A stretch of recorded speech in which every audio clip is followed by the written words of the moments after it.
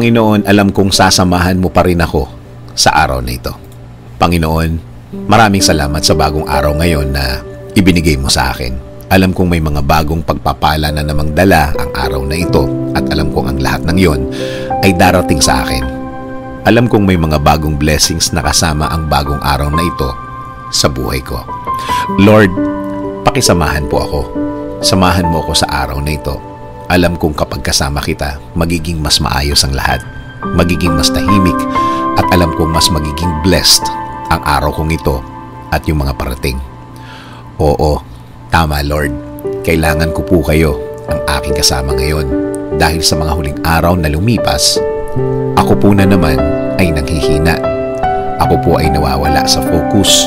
Ako na naman po ay nawawala sa inyong presensya. Marami na naman po akong problema sa ngayon, Lord. Tulungan niyo po akong malampasan ang lahat ng ito.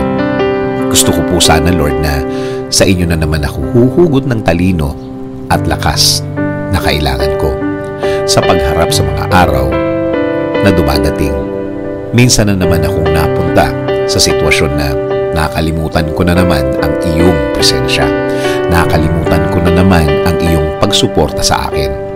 Kaya nararamdaman ko na naman ang pagiging mag-isa. Simula po sa araw na ito, ikaw na po, Panginoon, ang magiging focus ko. Ikaw na lang ang aking iisipin at ilalagay sa buhay ko at sa iulit ako aasa ng mga kailangan ko.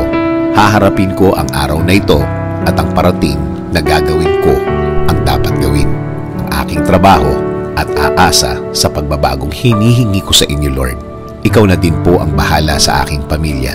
Patuloy niyo rin po silang samahan at i-guide sa kani-kanilang mga buhay. At araw-araw, alagaan at protektahan niyo din po sila tulad ng proteksyong ibibigay niyo sa akin. Lord, kayo na din po ang bahala sa aming bayan at mga kababayan sa ibang bansa. Patuloy niyo po silang samahan din sa kanilang mga buhay, Lord. Salamat. Salamat sa lahat ng iyong ibinigay at mga ibibigay sa akin, Lord. Alam ko po, hindi ako mabibigo sa aking dasal ngayon. Naniniwala po ako na walang nasasayang na panalangin at ang lahat ng ito ay iyong bibigyan ng katuparan, Panginoon. In Jesus' name I pray. Amen.